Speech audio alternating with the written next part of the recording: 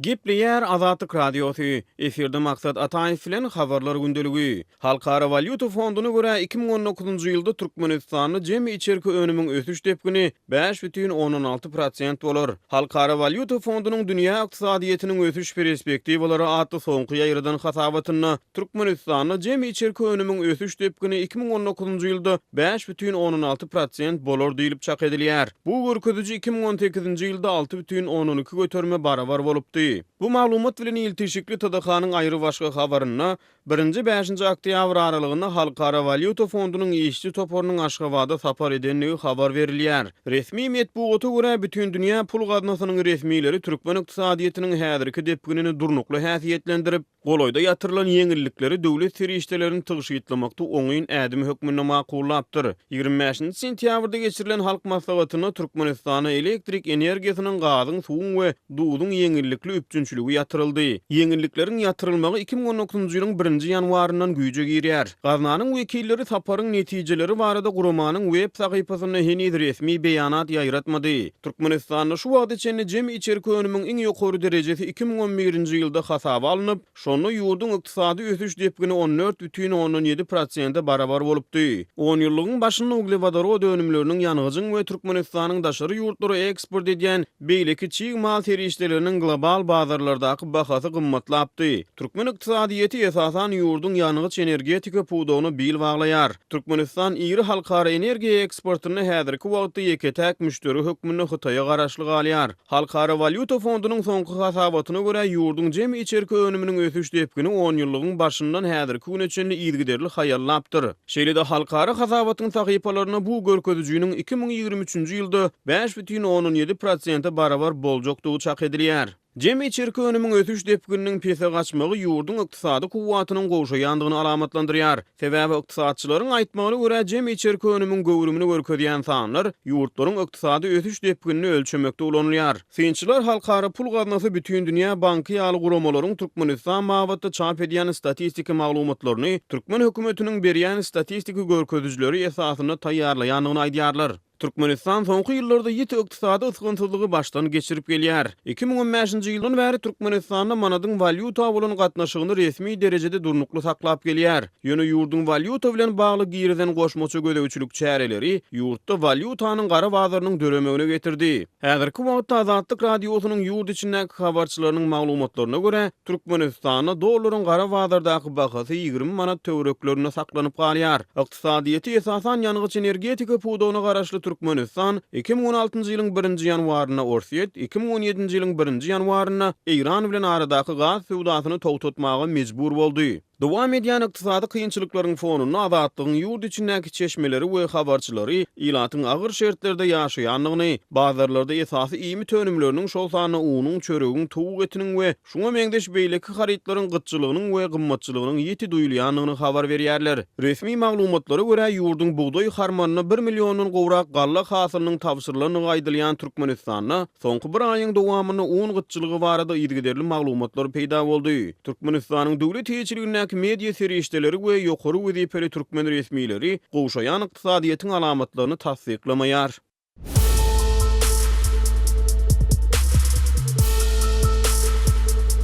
Öz sebitiňizde bolýan wakalar barada Azatlyga maglumat bermek isleseňiz, biziň Facebook hasabymyza ýazyň. Bizi gözle bölümine Azatlyk Radiosu ýazyp tap bilersiňiz. Siz suratlaryňyzy we videolaryňyzy hem ýollap bilersiňiz. Azatlyk siziň şahsiýetiniňizi gizlinlikde saklar. Siz bolan wakalar barada maglumat beriň, biz hem habar bereriz.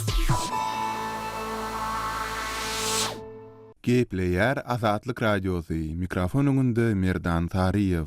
Türkmenistanda agyr urgulary sezebar edilip soňu bilende diýişli medisina kömegi berilmezden aradan çykan bir raýatyň ýakynlary. Munyň bilen baglykda geçirilen deriňewiň we suwt diňlensiginiň dowamında düýpli kanun bozmalaryň bolandygyny, seýledi merhuma töhmet atylandygyny öňe sürýärler. Ýatlatsak Azatlyk radiosu geçen ýylyň 20-nji dekabrynda 37 ýaşly Hydyrow Nazar Begenjow üçin öz iş ýerinde, ýagny Türkmenabadyň Köpügürli Çağlar keselhanasynda näwelli adamlar tarapyndan ýenjilip, öýüniň bosogusynda taşlanyp gidilendigi barada maglumat beripdi. Bu wakany ýakyndan izarlan şeýle-de Hydyrowlaryň masalasy bilen ýakyn aratnaşykda bolanlar Azatlyk radiosynyň bu baradaky maglumatyndan soň degişli derňöwün geçirilendigini, şeýle-de Hydyrowy ýençmekde aýplanyp 3 adamyň tutuk edilendigini gurrun verdiler. Mundan başga howpsuzlyk gullukları bu maglumatyň nädip azatlygy gowşandygyny anyklajak bolup Hydyrowyň maskala agdalaryny, ýakynlaryny soraga çekipdirler.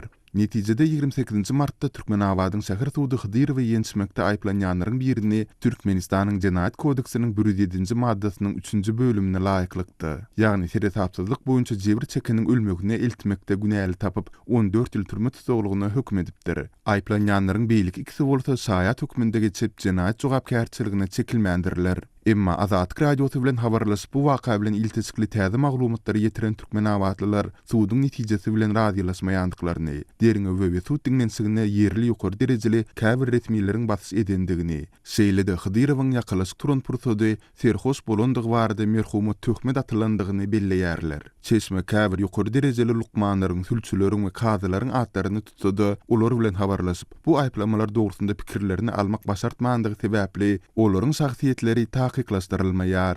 Gelin söhbetimiziň şu ýerinde bolup geçen bu paçygaly waka başdan aýak tertalalyň. Ýakynlarynyň sözlerine görä 1980-nji ýylda dogulan Aşgabatly Hydyrow Nazar 2013-nji ýylda $2500 möçberinde para berip Türkmenabadyň Köpügürli Çağlar keselhanasynda teknik hukukçylyk inженери bolup işe başlaýar. Aradan bir näçe ýyl geçenden soň has takygy 2017-nji ýylda Hydyrow şol keselhanada kärdeşler arkalaşygynyň başlygy wezipesine bellenilýär. Özüni Hydyrowyň ýakyn dosty bolandygyny aýdan Türkmenabatlynyň sözüne görä, munyň ýa-ni Hydyrow oňa keselhanada amal edilen galplyklary, korrupsiýa şaýat bolandygyny, şeýle-de özüniň soňky ykbaly barada alada galýandygyny aýdypdyr. Bu gurrundeşlikden 4 gün geçenden soň 20-nji dekabrda Hydyrow keselhananyň territoriýasynda aýlanyp ýören pursady keselhananyň beýliki işgärleri, täze ýyl üçin beren sowgatlaryňyz gowy däl, muňa sen günäkär diýen bahana bilen Hydyrowy agar ýenjipdirler. Olardyň Hydyrow huşundan gidenden soň urgularyny bes edip Twitter'i terk edipdirler. Hydyrow 15 minutdan soň özüne gelýär we kabinetine tarap ugraýar. Otogyna giren pursady onuň el aýagy tutulyp, ol ýene-de huşuny ýitirýär. Çeşme bu wakalara derňöwüň dowamında keselhanada ýerleşdirilen video kameralarynyn ýazgylaryndan tomoşa edendigini aýtdy. Çeşme keselhananyň beýliki işgärleriniň Hydyrowyň öz kabinetinde huşsuz ýatandygyny görseler-de hiç dat etmän, gerekli medisina kömegini bermän, kabinetiniň daşyndan ýapandyklaryny aýtdy. Netijede Hydyrow şu ýagdaýda saat 19:00 çelini öz kabinetinde saklanypdyr. Bu arlykda Hydyrowy hamany serhoş edip görkezmek üçin onuň üstüne egin başlaryna arak hem döküpdirler. Çeşme bu ýagdaýlary keselhananyň beýliki bir işgäriniň hem tasdiklandygyny, emma ýokary derejeli resmiýetleriň ara almagyndan we iş ornuny ýitirmeginden howatyr edip, suwtda öz maglumatlaryny ütkedendigini gurrun berdi. Mundan soň keselhananyň sürüjüsi we ýeni bir işgäri Husut Hydyrowy öýüniň bosogusyna taşlap gidýärler. Merhumyň gelini tiz kömek gullugyny çağıranyndan soň ol ýerli keselhana akdilýär. Nazar Hydyrow özüne gelmän 30-njy dekabrda takminan saat 14:00 töwergi aradan çykýar. Çeşme merhumy tereden Lukman bilen gurulaşanda onuň kellesiniň 3 ýerinde gematomanyň, ýagny gan öýmäniň bardygyny, şeýle-de operasiýanyň diňe 3 günden soň 24-nji dekabrda geçirilendigini aýdypdyr. Paçygaly hadisede helak bolan Hydyrowa ilk insult, 3 günden soň bolsa bagyr sirozy diagnozlary goýulypdyr. Şol bir wagtda bu maglumatlary beren Çeşme sud prosesiniň dowamında kanun bozmalaryň bolandygyny, jenaýatda gatnaşygy bolanlaryň ählisiniň jogapkärçiligi çekilmändigini, şeýle-de merhumy serhoş diýip töhmet atylandygyny öňe sürdi.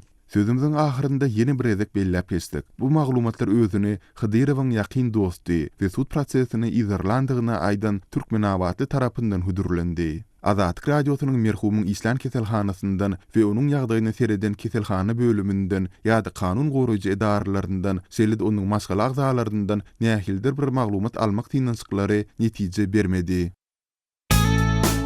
Azatlyk radiosu Telegramda. Bizi Azatlyk radiosu sözü bilen tap bilersiňiz. Azatlyk radiosu arkaly öz maglumatlaryňyzy ýyla ýetirmekçimi? Biz bilen Telegram arkaly ýagny goşmak belgisi 420 724 168 983 we goşmak belgisi 420 773 797 383 telefon belgileri bilen habarlaşyň.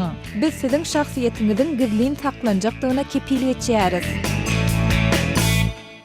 Gepleýär Azatlyk radiosu. Habarlar gündəligi gepleşigimizi men Sahra dowam etdirýärin. Täjikistanyň ýokary okuw jaýlaryna okumak isleýän türkmensanly studentleriň ýüzlerçesi ýurtdan goýberilmeýär. Awgust aýynyň ahirinden bäri Türkmenistanyň gümrük gullugy Duşanbäniň we beýleki täjik şäherleriniň ýokary okuw jaýlaryna okuwa giren türkmen ýaşlarynyň serhetden geçmegine ruhsat bermeýär. Meniň oglanjygym şu ýyl Täjikistanyň medisina universitetine okuwa girdi. Ol ençeme gezek soňky sapar Özbekistanyň territoriýasy arkaly Täjikistana gitmäge synanşdy. Ýöne türkmen gümrükçileri onuň Duşanbä gitjegini aňyp, ony derli idine uğradýarlar. Onuň ähli resmi namalary bar, hatda $100 özbek wizasyny hem aldy. Emma gümrükdäki barlygyny kodunda jymy başga islenlik döwleti saýlap gidip bilersiň. Ýöne Täjikistana goýberilmeýärsiňiz diýip aýdýarlar diýip Telegram telsimi arkaly Azatlyk radiosynyň täjik gullugy bilen habarlaşan türkmensanly Raýat Gürrüň berdi. Onuň sözlerine görä Täjikistanyň ýokary okuw jaýlarynda okuyan türkmen studentleri üçin serhet indi 28 awgustdan bäri ýapyk bolmagynda galýar. Türkmenistanyň häkimetleri 1000 çemesi studentin Täjikistanda okumaga gitmegine ruhsat bermedi diýip söhbetdeşimiz aýtdy. Käbir studentler gümrük gullugynyň işärlerinden näme sebäpden özleriniň Täjikistana gitmegine ruhsat berilmeýändigini soradylar. Gümrük gullugynyň işärleri olary prezident Berdimuhammedowdan soraň diýip jogap berdiler diýip ol sözüniň üstüni ýetirdi. Öz adynyň efirde atlandyrylmasyzlygyny soran söhbetdeşimiz jygysynyň mektebi tamamlanandan soň ýokary bilimini dowam etdirmek üçin özüniň kynlyk bilen pul ýygnandygyny hem nötede. Näme etjegimizi bilmeýäris. Serhet çalt wagtda açylar diýip umyd edýäris diýip ol belledi. Täjikistanyň medisina universitetiniň halkara bölüminiň jogapkar resmileriniň tasdiklamagyna görä, şu ýyl şertname esasynda okuwa giren türkmensanly studentleriň onlarçasy okumak üçin ýokary okuw jaýyna barmandyr. Belkem olarda wiza bilen baglanşykly problema dörendir. Munyň sebäplerini bilmeýäris diýip universitetiň halkara bölüminiň jogapkar resmileriniň biri aýtdy. Şol bir wagtyň özünde Täjikistanyň Pedagogika Universiteti türkmen studentleriniň ählisiniň eýem Duşanbä gelendigini we öz okuwlaryny dowam etdirýändigini aýtdylar. Bu universitetde 2 goly türkmensanly ýaşlar esasan şertnama esasynda okuýar. Poligdaşda hadoro ýaksady ýolda nafar dokuýşur. Ýakyn hadoromat. Täjikistanda ýokary bilim almak epesli ardan bolan üçin türkmen ýaşlary täjik ýokary okuw jaýlaryny saýlap alýarlar. Türkmen studentleriniň aglawasy inglis we rus dilleri kafedralarynda şeýlede himiýa fakultetinde okuýar diýip Täjikistanyň Pedagogika Universitetiniň işäri aýtdy. Azatlyk radiosyna ýokarda gurrun edilýän ýagdaýlar dogrusynda Türkmenistanyň döwlet gümrük gullugyndan we migrasiýa gullugyndan kommentari almak başartmady. Bu barada agdalýan gulluklaryň resmi web saytlarynda hem häzirlikçe hiç bir maglumat ýok. Ýöne belläp geçsek türkmensanly studentleriň Täjikistana goýberilmeýändigi baradaky maglumatlar Aşgabatdaky Täjik elçixanasynyň konsulluk bölüminiň öňünde ogly üçin wiza nowatyna garaşan bir denan maşgalanyň huşuny ýitirenden soň onuň hassahana ekidilendigi we ýolda aradan çykanda barada peýda bolan habarlaryň ýygyanyna gabat geldi. 21 awgustda bolanda aýdylýan bu waka barada Azatlyk radiosu wakanyň şaýatlaryny hemde redaksiýa gowşan video ýazyga salgylanyp 29 awgustda habar berdi.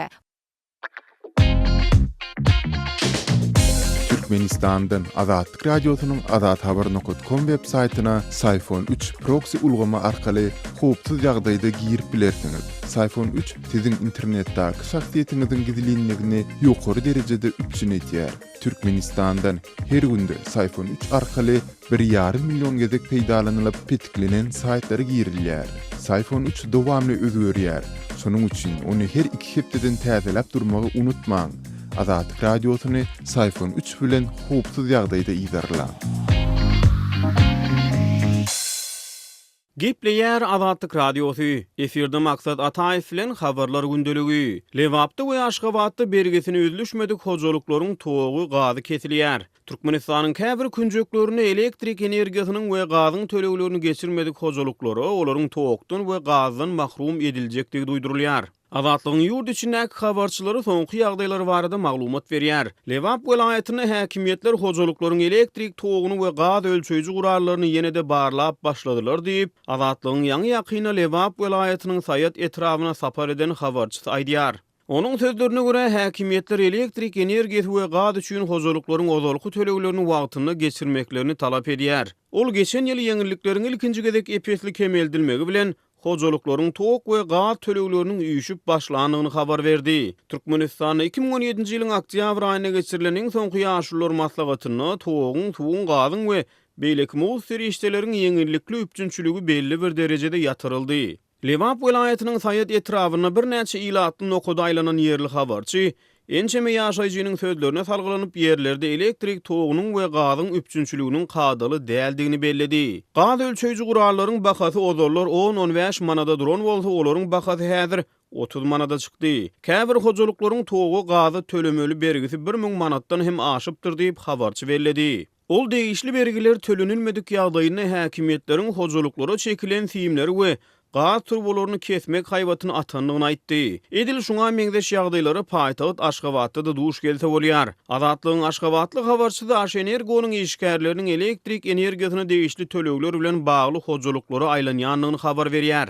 Onun sözlerine göre 2-nji oktýabr güni paýtagtyň elektrik üpçünçülük idarasynyň işgärleri 11-nji etrapçyda ýaşaýan bir aýalyň öýüne çekilen elektrik fiýimini öňünden duýduruş bermezden kesýär. Oňa 2015-nji ýyldan galan bergisiniň bardygyny aýdypdyrlar.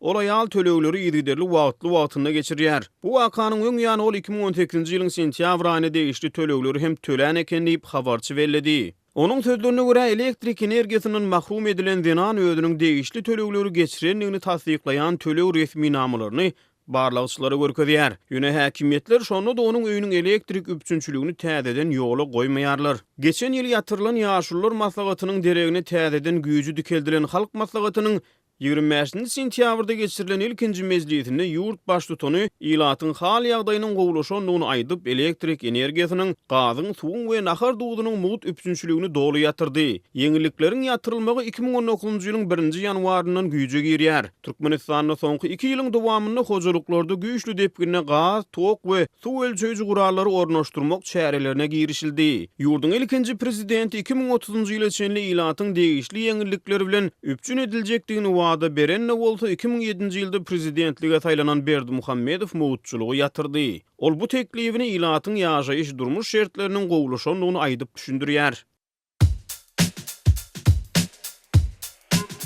Azatlyk Radiosu YouTube'da. Azatlyk Radiosu'nun YouTube sahypasy Türkmenistandan, halk içinden habarçylarymyz we okuwçylarymyz tarapyndan iýerilen video ýazgylar arkaly resmi metbuatda beýan edilmeýän halk durmuşynyň öz boluşly bir çeşmet hökmünde döredildi.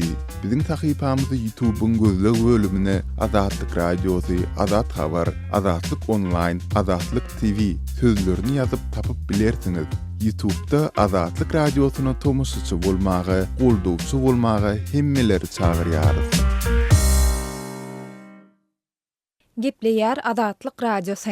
Habarlar gündelik gepleşigimizde men Sahra dowam etdirýärin. Türkmenistanyň umumy bilim berýän orta mekdeplerinde güýzki kanikullaryň başlanmagyna 10 güne golaý wagt galanda türkmen häkimetleriniň çağalary Gökderedäki Çağalar din jalşy merkezine uğratmak goýunça nowatdaky çäresi başlady. Aşgabatly molimleriň we enatalaryň ençemesiniň Azatlyk Radiosynyň paýtagtdaky habarçylaryna gurrun bermegine görä, geçen hepdäniň ahirinde şäher häkimliginiň we ahal welaýat häkimliginiň resmileri bu din jalşy 3000den gowrak mektep okuwçysynyň çekiljekdigini ma'lum etdiler. Şeýle dolar mektep ýolbaşçylarynyň her birine 15-den 30 çenli okuwçynyň sanawyny öňümüzdäki hepdäniň sişenme gününe çenli taýýarlamagy tapşyrdylar. 3-nji 7-nji klas okuwçylaryny şoňa çekýärler. Şoňa gidýärler hem tölegli muňa da her okuwçy üçin bir hepde diň jalmak üçin 300 manat tölemer. Oňdaşyndan hem Gökderede şu Çağalar din jalşy merkezinde bolýan wagty geýjek spor döňeşiklerini we adyny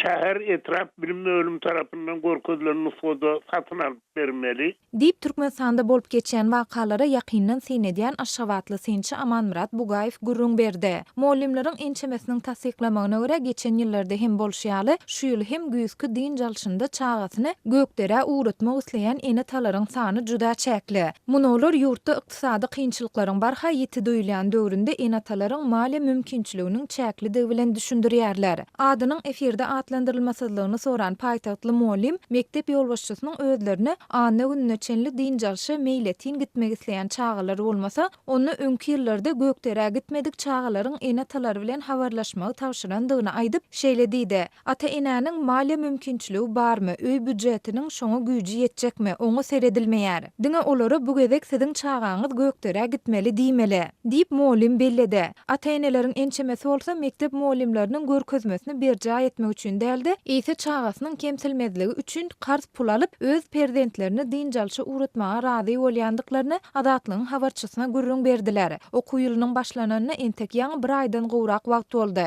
Munyň öň ýanynda çağalara mektep formasyny, okuw esbaplaryny almak üçin hem uly çykda jetdik. Etimizden kesen ýaly edip berýäris. Ýöne çağamyzyň boynunyň burulmazlygy üçin biýalaç uradýarys. Häzir 3000 çağa gidýän bolsa, şonuň bolmanynda 2000 sanyny enatalaryň qarz alan pulunyň hasabyna gidýär diýip atlandyrylmasydlygyny soran Aşgabatly ýaşaýjy belledi. Adatlyk radiosu bu barada maglumat almak üçin Aşgabat şäher häkimligi we Ahal vilayet häkimligi bilen habarlaşanda haýsydyr bir kommentari almak häzirlikçe başartmady. Türkmenistanda mektep okuwçylarynyň ýa-da molimlerden bayramçylyk libaslary, mektep rejeleýiş we bedemek işleri üçin häli şimdi pul ýygnamak tejribesi indi ençeme ýyl bäri gaýtalanyp gelýär. 21-nji sentýabrda Garaşsyzlyk bayramynyň öň ýanynda mektepleri bedemek, dawara şowhun üçin okuwçylardan we molimlerden pul ýygnaldy. Adatlyk radiosu bilen anonim şertde gürleşen Aşgabatly molimler her ýyl özleriniň 2 aýyň aýlygyna barabar pullarynyň şeýle çärelere gidýändigini aýtdylar. Geçen aý Adatlygyň daşawzak habarçysy bolsa vilayatyň mektepleriniň tas ählisinde 1-nji klassdan 11-nji klassa çenli aralykdaky okuwçylaryň ählisinden köýen lampalary çalyşmak, döwlen şkaflary we partalary awatlamak üçin pul ýygnalýandygyny habar berdi. Türkmenistanyň resmi mediasynda ýurtda çağalaryň bagtyar durmuşda ýaşaýandygy we olaryň dinjalşy mögsüminde öz wagtyny boş geçirmezligi üçin ähli şertleriň döredilýändigi aýdylsa-da, ýokarda gürrüň edilýän ýagdaýlar barada mesele gozalmaýar. Gepleýär Adatlyk radiosu. Habarlar gündeligini dewam etdirýäris. Efirde siz bilen men Araz Perwiş. Ukrainada bir harby gorganyda duran partlamalar we çal çeýran ýangyn müňlerçe adamyň evakuasiýa edilmegine getirip, Russiýa tarapdan goldalýan separatistler bilen gawşak uruşda bolan ýurtda sabotaj şüpheleriniň döremegine sebäp boldy. Resmiler 9-njy oktýabrda Çernihiv regionuna Kiýewiň 180 kilometr günnägorunda ýerleşýän Işinya şäherçesinde bolan ýangyn we partlama netijesinde 12.000 adamyň öz öýlerinden evakuasiýa edilendigini aýdýarlar. Regional häkimetleriň bildirmegine görä 63 adam tüsü zerarly keselländiklerini aýdyp keselhanalara barypdyrlar. Ýöne ýurdun gorunmak ministerligi bir beýannamada parahat ilatdan ýa harwlardan yaralanan ýa helaklenen adam ýok diýdi. Ýer bilen sagat 7-de her sekundda 2-3 partlama boldy diýip beýannamada aýdylýar. Ýurdun hawpsuzlyk gullugy SBU hem bir beýannama çykaryp merkezi Ukrainadaky harby prokuroryň edarasynyň gereňsizlik şüphesi bilen derňew işlerini ýola goýandygyna habar berdi. Ýöne SBU mümkin sebäpleriň ählisini şol sanyna sabotajy da gödüňünde tutýar. Yaragly bu işleriň baş ştabynyň ýol başçysynyň ornmasary mayor general Lodin Tomoshenko belli bir adama ýa topara sargylanmasa da özüniň sabotaja şüphelenýändigini aýtdy. Ol Kiev'de jurnalistlere şeýledidi. İlki 2 partlama boldy. Ondan soňra gorgananyň beýleki tarapynda ýene 2 partlama boldy. Ýanygyna sebäp bolan şu partlamalar, gorgananyň dürli taraplarynda bolan partlamalar munyň ýokary ähtimallyk bilen sabotajdygyny görkezýär. Adatdan daşary gullyklaryň beýanatyna görä, häkimetler partlamanyň bolan ýeriniň töweregindäki 30 kilometrlik radiusda hawa giňeşligini, gara we demir ýol gatnawyny wagtlaýyn ýapyp resmi beýannamada Gorunmak ministerliginiň No 6 gorganysyndäki ýanganyň we partlamanyň daňdan sagat 3:30 töweregine başlap 700 hektar giňeşlige ýaýrandygy bellenýär. Premier Minister Vladimir Horsman bilen ýurdun ýaragly güýçleriniň başlygy Viktor Mujenko wakanyň bolan ýerine gitdiler. Mujenko Çernihiv regionuna degişli çäklendiriş çäreleriniň giýirilýändigini aýtdy. Soňky ýyllarda hökümet güýçleri bilen Russiýa tarapdan goldalýan separatistler arasynda barýan uruşda Ukrainanyň ýaragly güýçleriniň gorganylaryna bir näçe partlama we ýangyn boldy. Russiýanyň Krym ýarymadasyny zor bilen özüne birikdirmek netijesinde turan uruşda 10.000 800'den adak adam öldü. Ataçyklary besetmek barada 2014-nji ýylyň sentýabryna Belarus paýtagty Minskde gelen alalyşyk konflikti ýatyryp bilmedi.